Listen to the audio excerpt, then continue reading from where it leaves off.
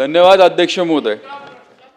आजचा हा जो माझा प्रश्न आहे हा स्टिंग एनर्जी ड्रिंक या पेया संदर्भातला आहे आणि आपल्या परवानगीने अध्यक्ष महोदय हे दोन जे स्टिंगचे पदार्थ आहेत हे मी आपल्याकडे पटलावरती ठेवू इच्छितो. अध्यक्ष महोदय, मला जे उत्तर मिळाले त्या उत्तरामध्ये काही गोष्टी आहेत आणि ज्या मामा एवढं अध्यक्षांकडे आपण द्या. तर याच्यामध्ये सगळ्यात महत्त्वाचा मुद्दा असा आहे अध्यक्ष महोदय की स्टिंग हे पेय पदार्थामध्ये हे एनर्जी ड्रिंक आहे, याच्यामध्ये कॅफेन, टोरेन आणि शुगर हे तीन गोष्टींचं प्रमाण सापडतं आणि ह्या तीन गोष्टींचं जे प्रमाण आहे अतिशय महत्त्वाचं आहे. मला जे उत्तर मिळालं ते उत्तरात असं सांगितलं आहे की आम्ही नमुने तपासतो आणि 27 नमुने उचलले, त्यातले 10 नमुने हे प्रमाणित घोषित करण्यात आलेले आहेत. अध्यक्ष महोदय, या नॉन अल्कोहोलिक एरिएटेड ड्रिंक्समध्ये जवळजवळ 400 mg पर्यंत कॅफेन हे अलाउड आहे. या स्टिंगमध्ये 72 mg कॅफेन आहे. त्याचबरोबर याच्यामध्ये टोरेन आहे आणि याच्यामध्ये शुगर आहे. शुगर जवळजवळ 34% अध्यक्ष महोदय आहे. माझं सांगण्याचं तात्पर्य एकच आहे, तसं पाहिलं तर हे नियमात बसतं, हे ड्रिंक नियमात बसतं, पण याचं जे कॉम्बिनेशन आहे हे खूप डेडली कॉम्बिनेशन आहे. याच्यामुळे मुलांना लत लागते आणि हे स्वतः उत्पादक हे त्यांच्या रेकॉर्डवरती मान्य करतात. ह्याच्यावरती त्यांनी लिहिलंय not suitable for children, pregnant women.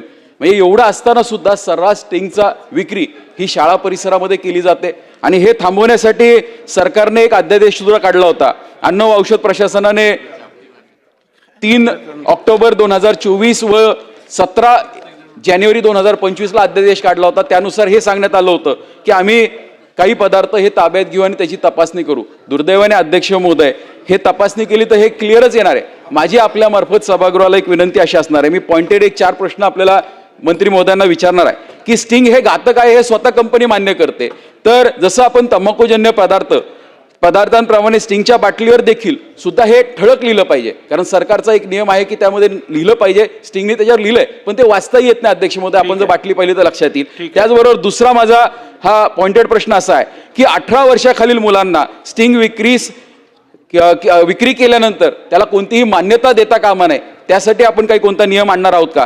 तिसरा माझा पॉइंटेड प्रश्न अध्यक्ष महोदय आहे, जसं आपण तंबाखूजन्य पदार्थ हे 100 यार्डच्या आतमध्ये शाळेपासून विक्रीला परवानगी दिली नाहीये, तर तसे काही निर्बंध आपण आणू शकतो का? फूड अँड सेफ्टीच्या जे 2006चे निकष आहेत, म्हणजे जो अध्यादेश आहे त्याच्यामध्ये ही आयुक्तांना परमिशन आहे. मंत्री महोदय हे आयुक्तांना आदेश देतील का? त्याचबरोबर माझा चौथा पॉइंटेड प्रश्न असा आहे की स्टिंगची जी धोकादायक आहे याची माहिती फलक हे त्या विक्रेत्याकडे आपण लावायला त्याला सांगणार का?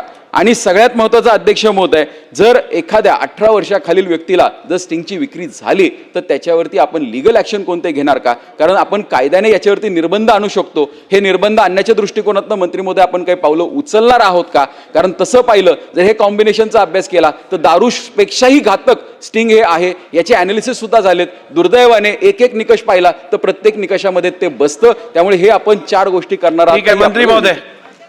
सन्माननीय अध्यक्ष महोदय, स्टिंग ड्रिंक एनर्जी ही जी काही शाळेच्या आवारात विकली जाते अशा पद्धतीने सन्माननीय सदस्यांनी जे सांगितलं ते काही अंशी खरं देखील त्या ठिकाणी आहे.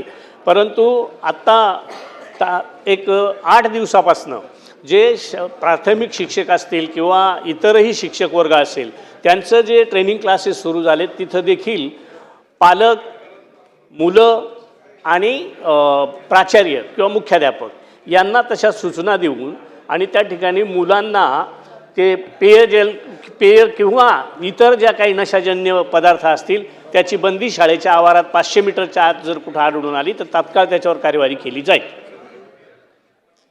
बोला. अध्यक्ष महोदय, राज्यातील एक मोठी व्याप्ती असणार हा प्रश्न आहे. त्याच्यामध्ये जे काही उत्तर मिळालेलं आहे त्याच्यामधून काही उपप्रश्न निश्चितपणे निर्माण होतात. त्याच्यामध्ये हे जे नमुने तपासणी केलेली आहे त्याच्यामध्ये 7 नमुने हे सदोष आढळलेले आहेत. ते कोणत्या कंपन्यांचे आहेत आणि सदोष आढळल्यानंतर त्या कंपनीचे त्या संबंधित बॅच आपण रिकॉल केलेले आहेत का? राज्यात एकूण किती फूड टेस्टिंग लॅब आहेत, त्याची क्षमता काय आहे, एक नमुना जर गेला तर तो तपासणीसाठी किती कालावधी लागतो याची स्पष्टता या उत्तरामध्ये नाही, ती करावी ही माझं एक विनंती राहील.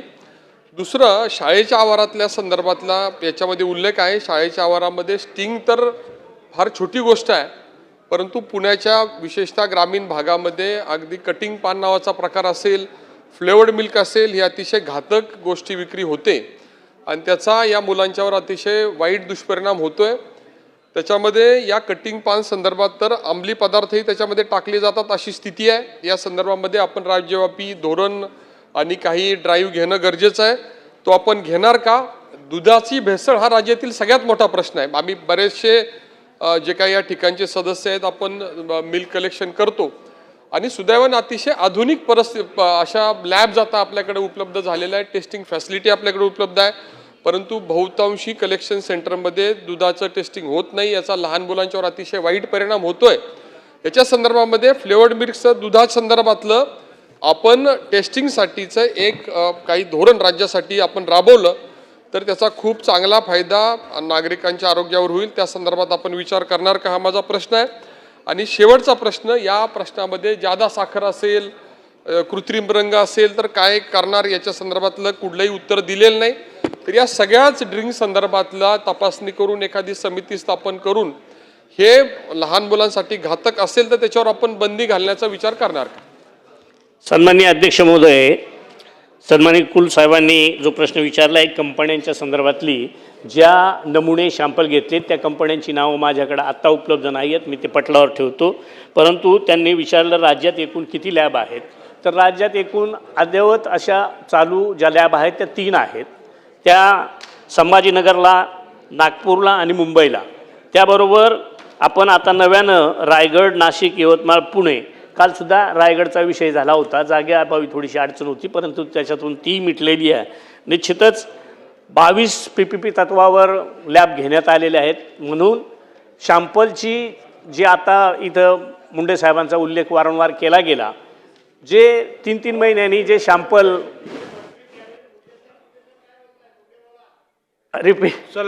ज्या पद्धतीनं रिपोर्ट येत होते ते 3 महिने, परंतु आता 2-3 प्रकारचे 3 बॅचेस केल्यामुळं त्याचा रिपोर्ट हा 1 महिन्याच्या आत त्या ठिकाणी येतो।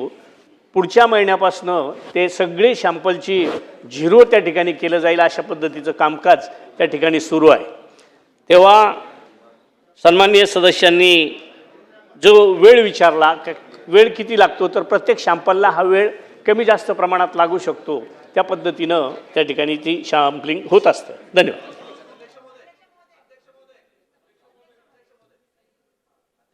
मंत्री महोदय, आपण असं सांगितलं की गेल्या 7 दिवसांमध्ये शाळा आणि कॉलेजच्या आसपासच्या 500 मीटरच्या परिसरामध्ये आपण निर्देश दिलेत।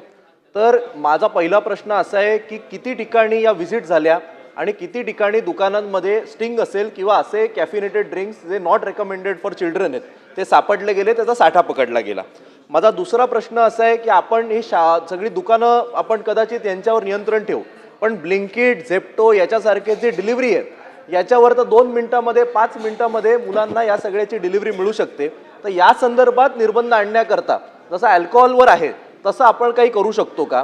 आणि तिसरा विषय, आपण नक्की मुलं शाळेतली असतील किंवा कॉलेजमधली असतील याचा का व्यसन करतात? कारण ते कूल वाटतं। 30-40 वर्षापूर्वी असं सिगरेट कूल वाटायचं, त्यानंतर थिएटरमध्ये आपण मुकेश आणला, मुकेशचा चेहरा बघितल्यावर आता कोणी तो सिगरेटच्या फारशी नादी लागत नाही। तसंच तुम्ही ॲडव्हर्टायझिंगच्या माध्यमातून कुठेतरी इन्फ्लुएन्सर याचं ॲडव्हर्टायझिंग करतात किंवा हे करतात, यावर कुठेतरी निर्बंध आणण्याकरता, हे कूल वाटू नये, याचे दुष्परिणाम हे लहान मुलांपर्यंत जावेत, याकरता आपण काही ठोस उपाययोजना करणार का? या ठिकाणी सन्मानित सदस्यांनी सांगितलं की जी शाळांमध्ये तर ती आत्ताच अजून रिपोर्ट वगैरे काही कुठल्या पद्धतीनं शाळेमध्ये मार्गदर्शन केलं गेलं त्याची आकडेवारी फिक्स नाही, पण सगळ्या ठिकाणी जिल्हा परिषदला त्या पद्धतीनं सीओंना सूचना दिलेल्या आहेत। त्याचप्रमाणे जे कूल वाटण्याचं जे काही सांगितलं गेलं त्या संदर्भात निश्चितच अशा पद्धतीचं 500 मीटरच्या आत जो काही हा प्रकार घडेल त्यावर फूड सेफ्टी कायद्याअंतर्गत त्या ठिकाणी कार्यवाही केली जाईल।